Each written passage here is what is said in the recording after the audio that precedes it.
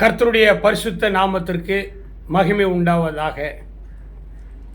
27வது தினமாக இன்றைக்கு இந்த காணொளி பதிவு செய்யப்படுகிறது. அது ஜெபத்தோடு ஆர்வமாய் கேட்கிற உங்களுக்கு அனுப்பப்படுகிறது. இன்றைய தினத்தில் ஆண்டவராகிய இயேசு கிறிஸ்து 2 சகோதரர்களை பார்த்து சொன்ன ஒரு வார்த்தையை உங்களை பார்த்து சொல்வதாக, என்னை பார்த்து சொன்னதாக நான் விசுவாசத்தோடு இதை உங்கள் மத்தியிலே நான் சொல்லப் போகிறேன். அது என்ன? ஆண்டவராகிய இயேசு கிறிஸ்து கலிலியோ கடற்கரை வழியாக நடந்து போய்கொண்டிருக்கும் பொழுது நடந்த சம்பவம் தான். அப்படி என்ன இந்த சம்பவத்தில் ஒரு மிகப்பெரிய தாக்கம் இருக்க போகிறது என்று அநேகர் எண்ணலாம். வாசித்து தான் பார்ப்போம். இந்த செய்தியை கொஞ்ச நேரம் கேட்டுத்தான் பாருங்களேன். மத்தேயு 5ஆம் அதிகாரம் 18வது வசனம். இயேசு கலிலியோ கடல் ஓரமாய் நடந்து போகையில் மீன் பிடிக்கிறவர்களாய் இருந்த 2 சகோதரராகிய பேதுரு என்னப்பட்ட சீமோனும் அவன் சகோதரன் அந்திரேயாவும் கடலில் வலை போட்டு கொண்டிருக்கிற போது அவர்களை கண்டு, என் பின்னே வாருங்கள், உங்களை மனுஷர்களை பிடிக்கிறவர்களாக்குவேன் என்றார். பிரியமான ஊழியர்களே, விசுவாசிகளே, நம்ம ஒரு தொழில் செய்து கொண்டிருக்கிறோம். ஏதோ ஒரு பரபரப்பான முக்கியமான ஒரு தொழில் நம்ம செய்து கொண்டிருக்கிறோம். அந்த தொழிலில் நம்ம ரொம்ப எக்ஸ்பர்ட். இப்போ என்ன எடுத்துக்கிட்டிங்கன்னா, நான் எலக்ட்ரிக்கல் அண்ட் எலக்ட்ரானிக்ஸ் ப்ரிப்பரல் டிவைசஸ் அப்படிங்கிற ஒரு தொழில் நான் செய்து கொண்டிருந்தேன். தமிழ்நாடு, ஆந்திரா, கர்நாடகா, கேரளா போன்ற மாநிலங்களில் சென்னையிலிருந்து என்னுடைய தொழிலை நான் எஸ்டாப்ளிஷ் பண்ணேன். ஒரு இளைஞனாக இருந்தபடினாலே என்னுடைய தொழிலிலே நான் உண்மையாய், உத்தமமாய், பயபக்தியாய், நல்ல உற்சாகமாய், ஆர்வமாக இருந்தபடினாலே அந்த தொழில் எனக்கு லாபகரமாக இருந்தது. அதாவது ஜப்பான் நாட்டில் தயாரிக்கக்கூடிய எப்சன் அப்படிங்கிற ஒரு கம்பெனி தயாரிக்கக்கூடிய ஒரு பிரிண்டர், பில்லிங் மிஷின், ஒரு பிரிண்டர். அந்த பிரிண்டர் எதற்காக பயன்படுத்தப்பட்டது அப்படின்னா, தென்னக ரயில்வே, அந்த ரயில்வே நிலையத்தில் ஒரு மானிட்டர் மிஷின் இருக்கும். அதாவது தண்டவாளத்தில் ட்ரெயின் போகும்பொழுது அது அதிர்வு, அந்த வைப்ரேஷனுக்கு ஏற்றது மாதிரி அந்த ரயில்வே ஸ்டேஷனில், அந்த ஸ்டேஷன் மாஸ்டர் ரூமில் ஒரு மிஷின் இருக்கும். அது இப்போ அது இருக்கிறதா தெரியாது, அது ஓல்டு டைப். அது அப்போ இருந்துச்சு. அந்த ட்ரெயின் தண்டவாளத்தில் போகும்போது ஜிக்சாக்கா ஏதாச்சும் மிஸ்டேக் இருக்குதா, அது ஆடுகிற அந்த ரன்னிங்கில் அந்த வைப்ரேஷனை, அதிர்வை வச்சு அதனுடைய காரியத்தை கணக்கிடுவார்கள். அதை பற்றி எனக்கு அதிகமாக தெரியாது. ஆனால் அதுக்கு பயன்படுத்தப்படுகிற அந்த பிரிண்டு அளவுகோல், அந்த மிஷின் பற்றி எனக்கு நல்லா தெரியும். அது இந்தியாவில் தயாரிக்கிறது கிடையாது, ஜப்பானில் தயாரிக்கக்கூடிய ஒரு கை அடக்க அளவு உள்ள ஒரு மிஷின். அதில் 1 2 3 4 வீல், நிறைய மெக்கானிக்ஸம் இருக்கும், அசம்பிள் பண்ணி வச்சுருப்பாங்க. அந்த பிரிண்டிங் மிஷின் இருக்குது பார்த்தீங்களா, அது அக்கு வேற ஆணி வேற. நல்லா கவனிக்கணும். நான் இந்தியாவில், தமிழ்நாட்டில், சென்னையில் இருக்கிறேன். அந்த மிஷின் கண்டுபிடிக்கப்பட்டது, தயாரிக்கப்பட்டது ஜப்பானில். அங்கே இருக்கிற இன்ஜினியர். எனக்கும் அவங்களுக்கும் சம்மந்தம் கிடையாது.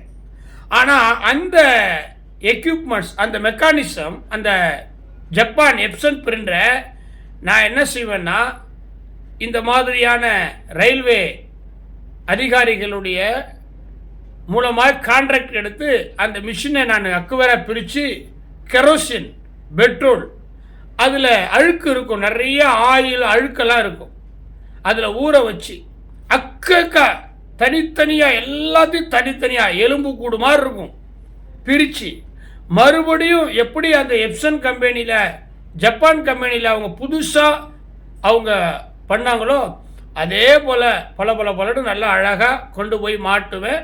அது ஒரு 5 வருஷம் ஓடும். அப்படி ஒரு நுட்பமான ஒரு வேலை, ஒரு திறமையான ஒரு காரியங்களை எனக்கு ஆண்டவர் செய்யும்படியாக ஒரு ஞானத்தை கொடுத்தார். இன்றைக்கு ஊழியத்துக்கு வந்திருக்கிறவர்களாக இருக்கிற நீங்கள், அல்லது திருச்சபையில் நிறைய நாட்கள் விசுவாசிகளாக, லே பிரிச்சராக, பைபிள் உமனாக, எல்டராக, டீக்கனாக ஒரு முக்கிய பொறுப்பில் இருக்கிற நீங்கள், இந்த பேதுரு, அந்திரேயா 2 பேரையும் ரோல் மாடலாக எடுத்துக்கணும். பேதுருவும் அந்திரேயாவும் கலிலியோ கடற்கரையில் வலை வீசி மீன் பிடித்து கொண்டிருந்தவர்கள். அப்போ இயேசு பார்த்தார், இந்த சமுத்திரம் எவ்வளோ பெருசு, கடலை ஆண்டவர் தான் உண்டாக்கினார். கடலிலே இருக்கிற மச்சங்கள், மீன், எல்லா வகையான மச்சங்களையும் கடவுள் தான் உண்டாக்கினார். ஆனால் அதை பிடிக்கிறான்னா ஒரு மனுஷன், அவனுக்கு எவ்வளவு அறிவு இருக்கும், அவன் எவ்வளவு ஞானமாய், எவ்வளவு லாவகமாய் அந்த மீனை பிடிச்சு கரைக்கு கொண்டு வருவான். ஆக இவனை போல ஆளை பிடிச்சா இன்னைக்கு மனுஷரை பிடிக்கிறது சுலபம் அப்படின்னு நினச்சி இந்த பேதுரு எண்ணப்பட்ட சீமோனையும் அவன் சகோதரன் அந்திரேயாவையும் பார்த்து, சகோதரர்களே சூப்பராக மீன் பிடிக்கிறீங்க, நல்ல பிஸ்னஸ் பண்ணுறீங்க, உங்ககிட்ட நல்ல பேச்சு திறமை இருக்குது, நல்ல கம்யூனிகேஷன் ரொம்ப நல்லா இருக்குது, ஆமாம் கஸ்டமர்ஸை ரொம்ப அழகாக நீங்கள் பேசி ஒரு பொருளை வித்துடுறீங்க, நான் உங்களை அப்ரிஷியேட் பண்ணுறேன். ஆனால் என் பின்ன வாரீங்களா, உங்களை மனுஷரை பிடிக்கிறவர்களாய் மாற்றுவேன். ஆண்டவருக்கு தேவை என்ன? பொன், பொருள், ஆஸ்தி? நோ. ஆண்டவருக்கு தேவை என்ன தெரியுமா? ஆத்துமா. அவர் தங்கத்தை கேட்கல, வைரத்தை கேட்கல, ஆண்டவர் ஆத்துமா கேட்கிறார். ஆத்துமா பிரியர், ஆத்துமா நேசர். சபை விசுவாசிகளே, மூப்பர்களே, வாலிப சகோதர சகோதரிகளே, நீங்கள் ஐடி கம்பெனியில் வேலை பார்க்குறீங்க, ஏர்போர்ட்டில் வேலை பார்க்குறீங்க, நல்ல பிரெயின் உங்களுக்கு, யாருக்கிட்ட எப்படி பேசுனா அவங்கள அழகாக கேப்சர் பண்ணிடலாம், நல்ல ஒரு மார்க்கெட்டிங், ஒரு எக்ஸிக்யூட்டிவ், ஒரு ரெப்ரசன்டேட்டிவ், நல்ல ஒரு கம்ப்யூட்டர் தொழில்நுட்பம் எல்லாம் உங்களுக்கு தெரியும். நல்ல அழகாக சோசியல் மீடியா ஒரு வீடியோவை எடுத்து அதை கட் பண்ணி பேஸ்ட் பண்ணி எடிட்டிங் பண்ணி இன்றைக்கி ஒரு குறும்படம் தயாரிக்கிறீங்க, மைக்கை பிடிச்சிக்கிட்டு அரசியல் நல்லா பேசுகிறீங்க, நாடகம், பட்டிமன்றம் நல்லா பேசுகிறீங்க, கரெக்ட். இதே காரியத்தை தேவனாகிய கர்த்தருக்கு ஏன் செய்ய மாட்டேங்கிறீங்க? சொல்லுங்க பார்க்கலாம். ஒரு சினிமா நடிகர் ஒரு படம் ரிலீஸ் ஆச்சுன்னா கட் அவுட் வைக்கிறீங்க, பாலபிஷேகம் பண்ணுறீங்க, தியேட்டரில் கொடி கட்டுறீங்க, நல்லா விசில் அடிக்கிறீங்க, நிறைய பணத்தை அந்த நடிகருக்காக நீங்கள் செலவு பண்ணுறீங்க. ஆனால் அதே ரட்சிக்கப்பட்ட பிறகு சபைக்கு வந்த பிற்பாடு ஆண்டு விழா நேரத்தில் சபையை டெக்கரேஷன் பண்ணுங்க அப்படின்னா பண்ண மாட்டீங்க. வால் போஸ்ட் ஒட்டுங்க பிரதர், நம்ம ஊழியத்தை குறித்து நீங்கள் பேனர் கட்டுங்க பிரதர்னா நீங்கள் வர மாட்டேங்கிறீங்க. சகோதரிகளை போய் பாருங்கள், ஏம்மா கைப்பிரதி எடுத்து சும்மா 1 மணி நேரம் அந்த தெருவில் கொடுமா, மார்க்கெட்டில் கொடுமா அப்படின்னா ஐயோ. ஆனால் அரசியலில், ஆனால் மகளிர் சுய உதவி குழுவில் நிறைய சாதிக்கிறீங்களே, ஆனால் ஆண்டவருடைய காரியத்தில் ஏன் நீங்கள் சாதிக்க மாட்டேங்கிறீங்க? வாலிபர்களே, நீங்கள் யோசிக்கணும். இந்த பேதுருவையும் அந்திரேயாவையும் ஆண்டவர் பார்த்துட்டு, என் பின்னே வாருங்கள், உங்களை மனுஷர்களை பிடிக்கிறவர்களாக்குவேன். உடனே அவர்கள் வலைகளை விட்டுவிட்டு அவருக்கு பின் சென்றார்கள். நான் கூட அப்படிதான் சொன்ன பார்த்தீங்களா, நல்ல லட்சாதிபதி ஆகணும், யாருடைய தயவுலையும் நம்ம வாழக்கூடாது, உழைத்து சம்பாதித்து நம்ம சொந்த காலில் நிற்கணும், சொந்த பந்தம் சாதி சனம் உற்றார் உறவினர்கள் நண்பர்கள் எல்லார் முன்னிலையும் கஷ்டப்பட்டு ரத்த வியர்வை சிந்தி உழைத்து சம்பாதிக்கணும், லட்சாதிபதி ஆகணும் அப்படின்னு சொல்லி தான் நான் வடபழனியில் ஏவிஎம் அந்த ஸ்டுடியோ அதற்கு ஏற்றாப்புல ஃபிலிம் டைரக்டர் ராமநாராயணன் அவர்களுடைய பில்டிங்கை வாடகைக்கு எடுத்து நான் அங்களுடைய தொழிலை தொடங்கினேன். லட்சாதிபதி ஆகணும் அப்படின்னு சொல்லி தொழிலை தொடங்கினேன். நான் தொழிலில் உண்மையாக இருந்தேன், சின்சியராக இருந்தேன், நிறைய சம்பாதிச்சேன், நிறைய நகை வாங்கினேன், நிறைய பைக்கு, நிறைய நண்பர்கள். அது ஒரு பக்கம்.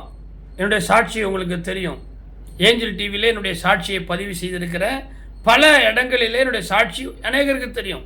ஒரு லட்சாதிபதியாக இருந்து ஆண்டவர் ஒரு ஊழியக்காரன் மூலமாக என்னை அழைச்சார். நான் ஏதோ சாப்பாட்டுக்கு வழி இல்லாமல் பசி பட்னியோடு இந்த ஊழியத்துக்கு வந்தால் காணிக்கை கிடைக்கும், தசமபாகம் கிடைக்கும், பேர் புகழ் கிடைக்கும் அப்படிங்கிறதுக்காக நான் இந்த ஊழியத்துக்கு வரல. வீட்டுக்கு ஒரு பிள்ளை, கூட பிறந்த அக்கா தங்கச்சிங்க, மனைவி பிள்ளைங்க, நிறைய சொத்து. நிறைய சொத்துன்னா எனக்கு தேவையான அளவுக்கு எங்கள் தாத்தா சம்பாதிச்சது, எங்கள் அப்பா சம்பாதிச்சது எல்லாம் இருந்துச்சு. ஆனால் ஆண்டவர் என்ன ஒரு ஊழியக்காரர் மூலமாக டாப் லெவலில் இருந்தேன். எனக்கு ஆசை என்ன தெரியுமா, லட்சாதிபதி ஆகணும். மற்றவங்கள அடித்து பிழைச்சி ஏமாற்றி திருடி அல்ல, உழைச்சி லட்சாதிபதி ஆகணும். அதனால கிராமத்திலிருந்து சென்னைக்கு வந்தேன். கஷ்டப்பட்டேன், ரொம்ப கஷ்டப்பட்டேன். வேலை கிடைக்காம தினத்தந்தி பேப்பரில் விளம்பரம் பண்ணுவாங்க, அதை படித்து ஹிந்து பேப்பரில் சிச்சுவேஷன் வேக்கண்ட், எங்கெல்லாம் பியூன் வேலைக்கு, லேபர் வேலைக்கு, ஆஃபீஸ் பாய் வேலைக்கு ஆள் எடுக்கிறாங்கன்னு சொல்லி ஒவ்வொரு நாளும் 5 ரூபாய்க்கு பேப்பர் வாங்கி அதில் இருக்கிற அட்ரஸுக்கு போயிட்டு வேலை கேட்பேன். தெரு தெருவாய், வீடு வீடாய், ரோடு ரோடாய், கம்பெனியாக அலைஞ்சேன். கடைசியில் டி நகரில் எனக்கு ஒரு எஸ்டிடி பூத்து, ஃபேக்ஸ் எஸ்டிடி பூத்து கொரியர், டி நகர் பனகல் பார்க், அந்த இடத்துல தான் எனக்கு ஒரு வேலை கிடைச்சிது. அங்கே நான் உண்மையாக இருந்தேன், உத்தமாக இருந்தேன். அங்கே அண்ணன்மார்கள் தொழில் செஞ்சாங்க, கம்ப்யூட்டர் தொழில். அதை கற்றுக்கிட்டேன். ஒரு வெறித்தனம் கற்றுக்கிட்டேன். ரொம்ப கஷ்டப்படுகிற அளவுக்கு என் குடும்பம் இல்லை, ஒரே பிள்ளை, எல்லாமே நல்லா இருந்துச்சு. ஆனால் நான் யாரையும் நம்பி இருக்கக்கூடாது, உழைக்கணும்னு கற்றுக்கிட்டேன். கடைசியில் ஒரு 1000 ரூபாய் பணத்தை வச்சு ஒரு வீட்டில் சின்னதாக ஒரு காரியம் பண்ணேன். கற்றுக்கிட்ட தொழிலை வச்சு விசிட்டிங் கார்டு போட்டேன். அப்புறம் கொஞ்சமாய் அது பைபிள் சொல்லுதில் தாவீது 4க்கு 4 விருத்தி அடைந்தான், கர்த்தர் அவனோடு கூட இருந்தான். அதே போல் 4க்கு 4 வாரத்துக்கு வாரம், மாதத்துக்கு மாதம் நிறைய கஸ்டமர்ஸ் சென்னை முழுவதும், தமிழ்நாடு, கேரளா, ஆந்திரா, கர்நாடகா என்னை தேடி வர ஆரம்பித்தாங்க. வீட்டில் செஞ்சுக்கிட்டு இருந்தேன்னா வேறு 2-3 இடத்துல வாடகைக்கு எடுத்து பிரான்ச்சு போட்டு ஒரு 5-6 பேரை வேலைக்கு வச்சு ஒரு முதலாளியாகி மாறிட்டேன். நல்ல பணம் சம்பாதிக்க ஆரம்பித்தேன். நல்ல பீக்கு, லட்சமாய் பணம் வர ஆரம்பிச்சுது.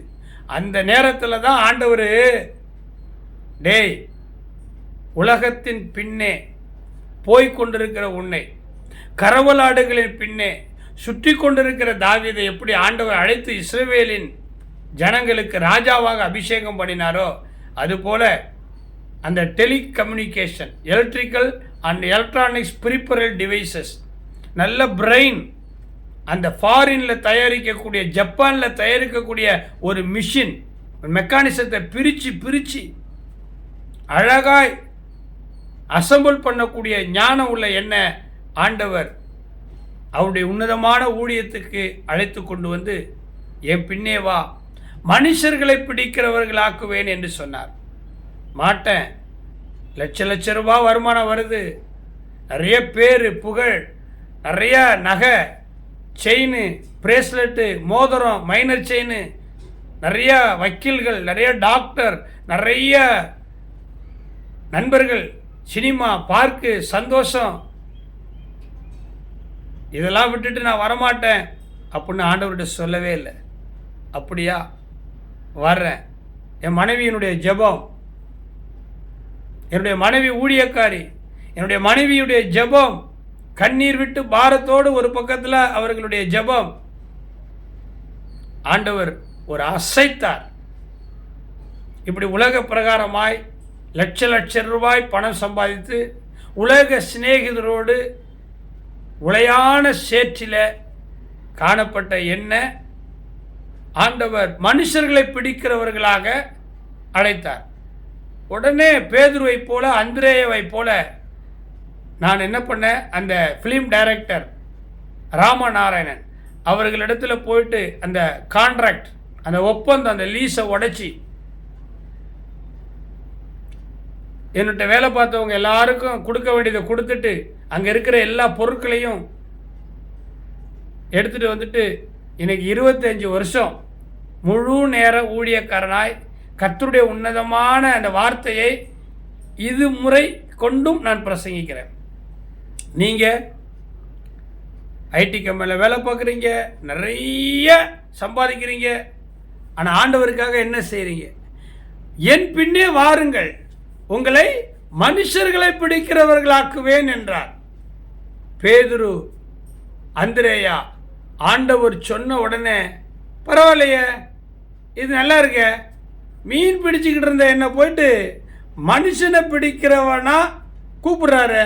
மீனுக்கு பேச தெரியாது, மீனுக்கு திட்ட தெரியாது, மீனுக்கு அடிக்க தெரியாது, மீனுக்கு துரோகம் பண்ண தெரியாது, மீனுக்கு எந்த கெட்ட எண்ணமும் தெரியாது, நம்ம அதை பிடிக்கிறோம். ஆனால் மனுஷன் அப்படி இல்லையே, மகா பயங்கரமான ஆளாச்சே, அவனை போயிட்டு நாம் பிடிக்கிறதுக்கு தகுதி உள்ளவனா என்ன ஆண்டவர் பார்த்துருக்கிறாரு.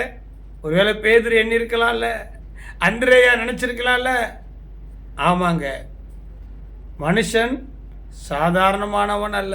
இறைவனே ஏண்டா மனுஷனை படைச்சோம் அப்படின்னு மனசாபப்பட்டார். வணங்க கருத்துள்ள ஜனங்க, முரட்டாட்டமான ஜனங்க, வாழ்ந்தாலும் ஏசும் தாழ்ந்தாலும் ஏசும் வையகத்தில். ஆமாம், எபேசியரில் போடப்பட்டிருக்குது, மனுஷன் கடைசி காலங்களில் ஆமாம் கொடிய நாட்கள் வரும், மனுஷன் எப்படி எப்படி இருப்பான்னு. மனுஷனுக்கு எச்சரிக்கையாருங்க, இயேசுநாதரே சொன்னார். அவருக்கே பிரச்சனை மனுஷனால தான். உன் வீட்டாரே உனக்கு சத்துரு. ஆமாம், நமக்கு மிருகம், நமக்கு ஊர்வனை, பரப்பனை, நடப்பனை, இவைகள்லாம் கூட நம்மளை அடித்து கொண்டாது. காட்டுக்கு போனால் தான் சிங்கம் நம்மளை அடித்து கொள்ளும். நம்ம வீட்லேயும் ரோட்லேயும் அக்கம் பக்கத்துலேயும் இருக்கிற மனுஷன் நம்மளை பார்த்தே கண்ணாலே சுட்டு பொசிக்கிடுவான். ஆமாம் ஆமாம், அவ்வளோ மோசமான மனிதன் இல்லை, பாவம். ஆண்டவர் படைக்கும் போது உங்களையும் என்னையும் மோசமானவனா படைச்சார். பாவம் பாவம், எல்லாரும் பாவம் செய்து தேவ மகிமையற்றவர்களாக போயிட்டோம். அதனால தான் ஆண்டவர் ஏண்டா இந்த மனுஷனை படைச்சோம், அதுவும் நம்முடைய சாயலில் படைச்சிட்டோமே அப்படின்னு வருத்தப்பட்டு நிக்கிரகமும் பண்ணினார். ஆதியாகமத்தில் பார்க்குறோம். அப்பேற்பட்ட ஒரு மனுஷனை பிடிக்கிற டேலண்ட் எனக்கு இருக்குதுன்னு இந்த இயேசு என்னை பார்த்து கூப்பிட்றாருன்னு சொன்னால் நான் சும்மா இருக்க முடியுமா? வாங்க, என்னை பார்த்து அப்படி தான் கூப்பிட்டார். தம்பி, நீ சூப்பராக ஒர்க் பண்ணுற, 12வது தான் படிச்சிருக்கிற, ஆனால் EEE மிகப்பெரிய நுட்பமான எலக்ட்ரிக்கல் அண்ட் எலக்ட்ரானிக் படித்தவனுக்கு இருக்கிற அறிவு, திறமை, தாளந்து உனக்கு இருக்குது. நீ மாத்திரம் ஆண்டவர்கிட்ட வந்துட்டினா உன் ஆண்டவர் பயன்படுத்துவார். ஆமென். இன்றைக்கும் என்ன பயன்படுத்துகிறார். நான் சொல்லுவேன், யார் என்ன சொன்ன எனக்கு என்ன. ஆமாங்க, நீங்கள் எந்த இடத்துல என்னை கொண்டு போய் நிறுத்தினாலும், யார் மத்தியில் கொண்டு போய் நிறுத்தினாலும், ஆண்டவர் என் வாயை திறந்து பேச வைப்பார், எழுத வைப்பார். கிருபை பலத்தினாலும் அல்ல, பராக்கிரமத்தினாலும் அல்ல, தேவனுடைய ஆவி. நீங்களும் அப்படிதான். ஆண்டவர் பின்னாடி வாங்க. சும்மா சபையில் வந்து கொஞ்ச நேரம் உட்காந்து பாட்டு பாடி பாஸ்டர் பார்க்குறாங்கன்னு, பாஸ்டர்மா பார்க்குறாங்கன்னு சொல்லிட்டு கொஞ்சம் காணிக்கையை கொடுத்துட்டு அப்படியே ஆராதனை முடித்து அதுக்கு அடுத்த வாரம், அதுக்கு அடுத்த மாதம் ஒரு விஐபி மாதிரி இருக்காதீங்க, ஒரு கெஸ்ட்டு மாதிரி இருக்காதீங்க. ஆண்டவருக்காக எழும்பி பிரகாசிங்க. பேதுரு பாருங்க, வலையை விட்டுட்டு வந்தார். என்ன ஆனது? அப்போஸ்தலர் நடபடிகள் புத்தகத்தில் 11 பேருக்கு மத்தியில், 12 அப்போஸ்தலர்கள் 11 பேருக்கு மத்தியில் பேதுரு எழுந்து நின்று பேசுகிறார். 25 வசனங்கள் பேசிட்டு அவங்ககிட்ட பேசுகிறாராம். அவங்க பேச்சை கேட்டுட்டு, பேதுரு பேச்சை கேட்டுட்டு இருதயம் குத்தப்பட்டு, இப்போ நாங்கள் என்ன செய்யணுன்ற இருதயம் குத்தப்பட்டுச்சான். அந்த வசனத்தை நான் வாசிக்கிட்டேன் அவங்களுக்காக. அப்போஸ்தலர் நடபடிகள் புத்தகம் 2ஆம் அதிகாரம் 14வது வசனம். அப்பொழுது பேதுரு 12 கூட நின்று அவர்களை நோக்கி உரத்த சத்தமாய், யூதர்களே, எருசலேமில் வாசம் பண்ணுகிற ஜனங்களே, நீங்கள் எல்லாரும் அறிந்து கொள்வீர்களாக, என் வார்த்தைகளுக்கு செவி கொடுங்கள். பேதுருடைய வார்த்தை அவ்வளவு வலிமையானது. உங்களுடைய வார்த்தையில் வல்லமை இருக்குது பிரதர். ஃபோனில் பேசியே ஒரு கஸ்டமர்கிட்ட ஒரு ப்ராடக்டை நீங்கள் சேல்ஸ் பண்ண முடியும்னா, இயேசுனுடைய சுவிசேஷத்தை கிராமத்தில், பட்டணத்தில், நாடு நகரத்தில் போய் சொல்லி எத்தனை ஆத்துமாக்கள் ஆதாயம் படுத்த முடியும்? ஏன் இப்படி இருக்கிறீங்க? நீங்கள்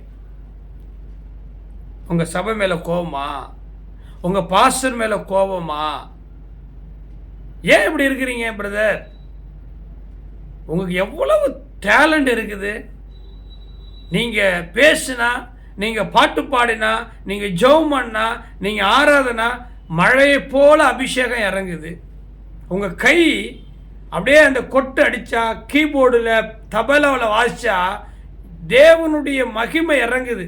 சுரமண்டலம் வாசிப்பதில் நீங்கள் தேர்ன நீங்கள். ஆனால் இப்படி சும்மா இருக்கிறீங்களே பிரதர், தப்பு இல்லையா? யோசிக்க மாட்டீங்களா? தாளந்த மூடி வைக்கிறவனை ஆண்டவர் புறம்பான இருளிலும் பார்க்கடிப்புக்கும் ஒப்பு கொடுத்தவரே, தாளந்த புதைச்சி வச்சிடாதீங்க.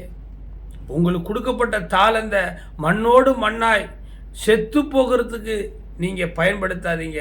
எழும்புங்க. கிராமங்கள், பட்டணங்கள் பாழாய் கொண்டிருக்குது. நிறைய வாலிபர்கள் சினிமாவுக்கும் போதைப் பொருட்களுக்கும் சமூக விரோத செயல்களுக்கும் தங்களை அழித்து கொண்டு இருக்கிறாங்க. வாலிபருக்கு சுவிசேஷம் சொல்லுங்க. சகோதரனுக்கு, தரித்திரருக்கு சுவிசேஷம் சொல்லுங்க. கர்த்தருடைய ஆவியானவர் என் மேல் இருக்கிறார், தரித்திரருக்கு சுவிசேஷத்தை அறிவிக்கிறதுக்குன்னு சொல்லி ஏசாயா 61 வாசிக்கிறீங்களே. ஒரு கடமைக்காக சபைக்கு போறீங்களே. இந்த பாருங்க, பேதுரு 12 பேர் 11 பேரை உட்கார வச்சுட்டு பேசுறார். உரத்த சத்தமாய் பேசுறார். நான் பேசுறத கேளுங்கன்னு. கிட்டத்தட்ட 14வது வசனத்தில் பேச தொடங்கினவர் 36வது வசனம் வரைக்கும் பேசுறாரு. இயேசுவை பற்றி பேசுறார். மனுஷர்களை பிடிக்கிறதுக்கு எப்படி பேசணுமோ அப்படி பேசினார்.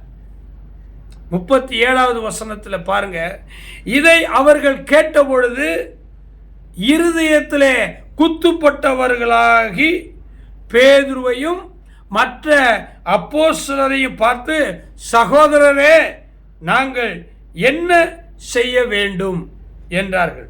பேதுரு அவர்களை நோக்கி, நீங்கள் மனம் திரும்பி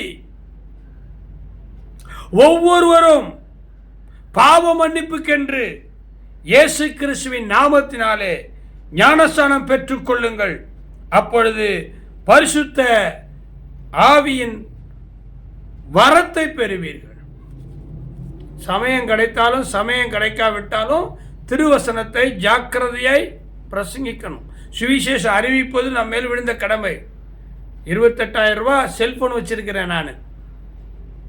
சினிமா பார்க்குறதுக்கும், காமெடி பார்க்குறதுக்கும், சீரியல் பார்க்குறதுக்கும், ஃபேஸ்புக்கில் கண்ட இச்சையான படங்களை பார்க்குறதுக்கும், ஹாய், குட் மார்னிங், சாப்பிட்டியா, எப்படி இருக்கிற, இந்த ஒன்றுக்கு போனதையும் பல்லு விளக்குனதையும் ஒரு மரத்துக்கு கீழே மலைக்கு கீழே நின்று ஃபோட்டோ எடுத்து செல்ஃபி எடுத்து அதை பரப்புரை செய்வதற்காக மட்டும் இந்த செல்ஃபோன், ஸ்மார்ட் ஃபோன் அல்ல.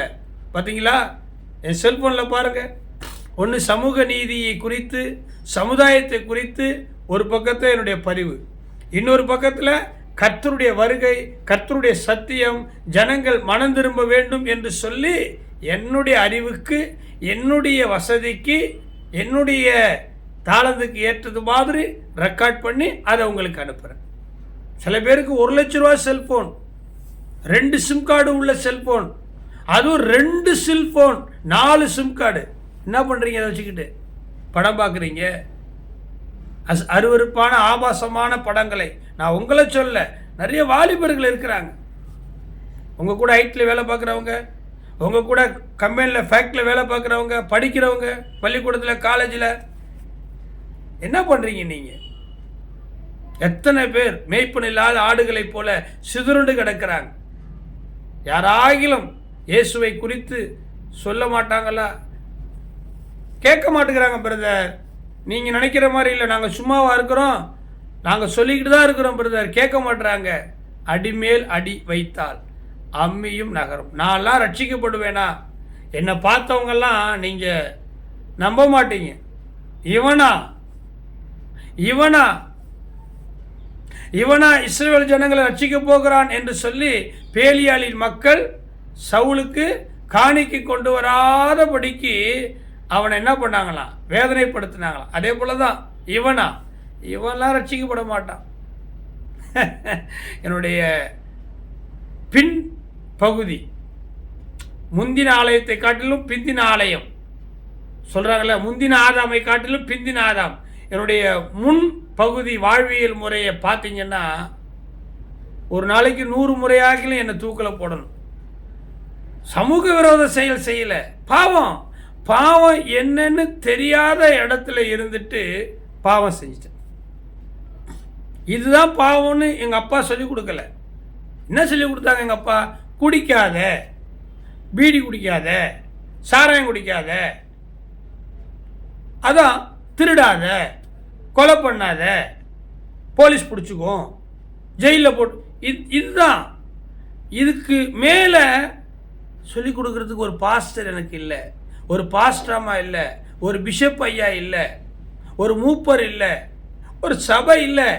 அதனால எது பாவம்னு எனக்கு தெரியாமல் நான் பாவத்திலே வாழ்ந்தேன். அதனால தான் அடிக்கடி சொல்லுவேன், ஒரு நாளைக்கு 100 முறை என்னை தூக்கில் போடணும். அந்த அளவுக்கு பவுல் சொல்கிறார்ல தீமோத்தி புஸ்தகத்தில், பாவிகளிலே நான் பிரதான பாவி.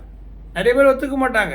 ஓ, நான் நீதிமான், நான் பாவியெல்லாம் இல்லை அப்படிம்பாங்க. நான் சொல்லுவேன், எனக்கு தெரியும், என் பாவம் எனக்கு தான் தெரியும். என் மனசில் என்ன இருக்குது, என் மைண்டில் என்ன இருக்குது, நான் என்ன நோக்கத்தோடு இருக்கிறேன்னு எனக்கு தானே தெரியும். உங்களுக்கு எப்படி தெரியும்? நிறைய பேர் சொல்ல மாட்டாங்க, நான் சொல்லுவேன். அப்படிப்பட்ட பாவமான உலகிலே, பாவ சேற்றில் பன்னியை போல, எருமையை போல உழண்டு கொண்டிருந்தேன். எனக்கு அது தெரியல, ஏன் தப்பு இல்லை, எங்கள் அப்பாவுக்கும் தெரியாது.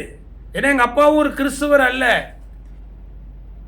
ஆனால் இன்றைக்கு உங்கள் அம்மா கிறிஸ்தவர், உங்கள் அப்பா ஒரு கிறிஸ்தவர். நீங்கள் ரட்சிக்கப்படுவதற்கு நிறைய உபகரணங்கள் இருக்குது. இந்த செல்ஃபோனை வச்சுக்கிட்டு தப்பான காரியத்துக்கு பயன்படுத்துகிறீங்க. ஆண்டவருடைய வார்த்தையை, சுவிசேஷத்தை அறிவிக்கிறதுக்கு பயன்படுத்துங்க. பாருங்க, நாங்கள் என்ன செய்ய வேண்டும் என்று கேட்டபொழுது பேதுரு அவர்களை நோக்கி, மனம் திரும்புங்க, பாவ மன்னிப்பு என்று ஞானஸ்தானம் எடுத்துக்கொள்ளுங்க, பரிசுத்த ஆவியை பெற்றுக்கொள்வீர்கள் என்று சொன்னாங்க. பிரியமானவர்களே, 40வது வசனம், இன்னும் அநேக வார்த்தைகளால் சாட்சி கூறி, சாட்சி சொல்லுங்க. நான் சொல்ல பதில என் சாட்சியெல்லாம் கேட்டிங்கன்னா மூக்கு மேலே விரல வைப்பீங்க, ஆன்னு வாயை பார்ப்பீங்க. உண்மை, எல்லாருடைய சாட்சி பெருசு தான், நான் இல்லைன்னு சொல்ல.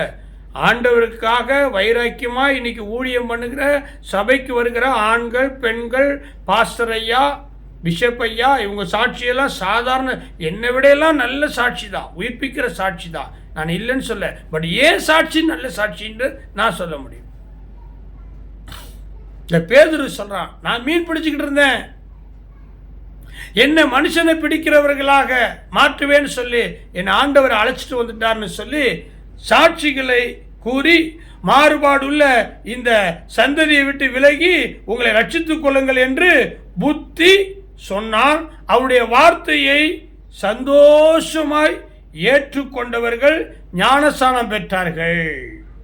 அன்றைய தினம் ஏறக்குறைய 3000 பேர், கணக்கு தெரியல, அப்ராக்சிமேட்டு தான், ஏறக்குறைய 3000 பேரை மனுஷனை பிடிக்கிறதுக்காக மீன் பிடித்து கொண்டிருக்கிற தொழிலை விட்டுட்டு இயேசுவின் பின்னே வந்த பேதுருவால் முடியுமானால், இன்றைக்கு எத்தனையோ டெக்னிக்கல், கையை வச்சு தட்டினீங்கன்னா செல்ஃபோனில் உலகம் முழுவதும் உங்களுடைய புத்தி, உங்களுடைய ஞானம், உங்களுடைய அறிவை நீங்கள் பரப்ப முடியும். அப்பேற்பட்ட உலகத்தில் கை அளவு அடக்கமுள்ள இந்த செல்ஃபோனை வைத்தே நீங்கள் உலக அளவில் ஒரு பெரிய பிஸ்னஸ் மேன், என்னென்னமோ செய்யக்கூடிய கிருபையும் வரமும் பெற்ற உங்களால் மனுஷர்களை பிடிக்க முடியாதா? மனம் இருந்தால் மார்க்க உண்டு.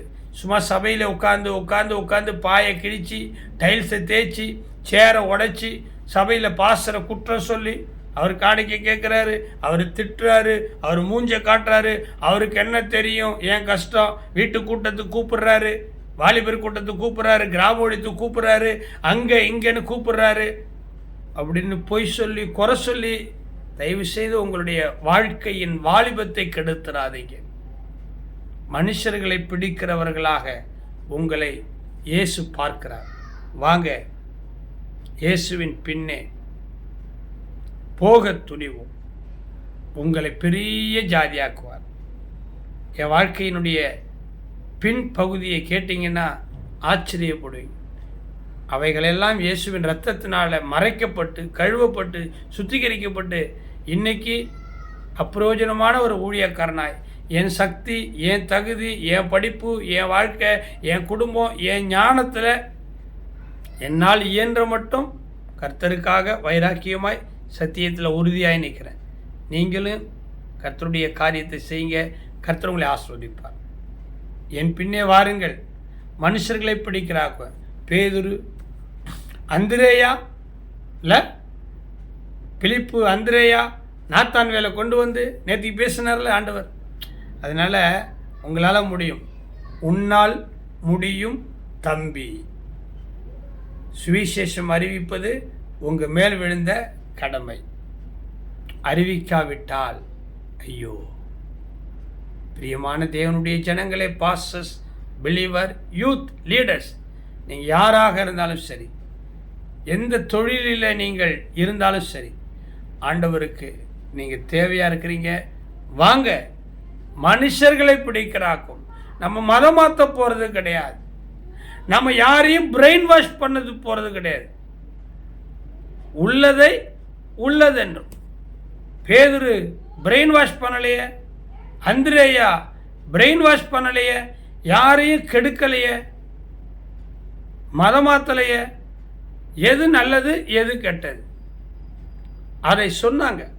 அதில் என்ன தப்பு இல்லையா? ஆகையினால எப்பொருள் யார் யார் வாய் கேட்பினும் அப்பொருள் மெய்ப்பொருள் காண்பது அறிவு. மெய்ப்பொருளாகிய இயேசுவை சுதந்தரித்து கொண்ட நீங்கள் அந்த மெய்ப்பொருளாகிய இயேசுவை எல்லாரும் சுதந்தரித்து கொள்ளும்படியாய் இயேசுவின் பின்னே வாங்க. உங்கள் பாஸ்டர், உங்கள் பாஸ்டர்மா, உங்கள் பிஷப், உங்களுடைய தலைவர் அவர்களிடத்தில் உங்கள் ஐக்கியத்தை சொல்லி, யார் யாரோட போயிடாதீங்க, மாட்டிக்கிங்க, வீணாக போயிடுவீங்க. ஆமாம், கன்சர்ன் பர்சன், ரைட் பர்சன், சரியான தலைமை, உங்கள் சபை கர்த்தர் உங்களை ஆசீர்வதிப்பார். மெய்ப்பொருளை சுதந்திரித்துக் கொள்வோம். தேசத்தை ஆண்டவர் பக்கமாய் திருப்புவோம். கர்த்தர் உங்களை ஆசீர்வதிப்பார். நாளைக்கு மீண்டும் இன்னொரு விசேஷித்த செய்தியோடு உங்களை நான் சந்திக்க இந்த காணொளி மூலமாய் வருவேன். God bless you.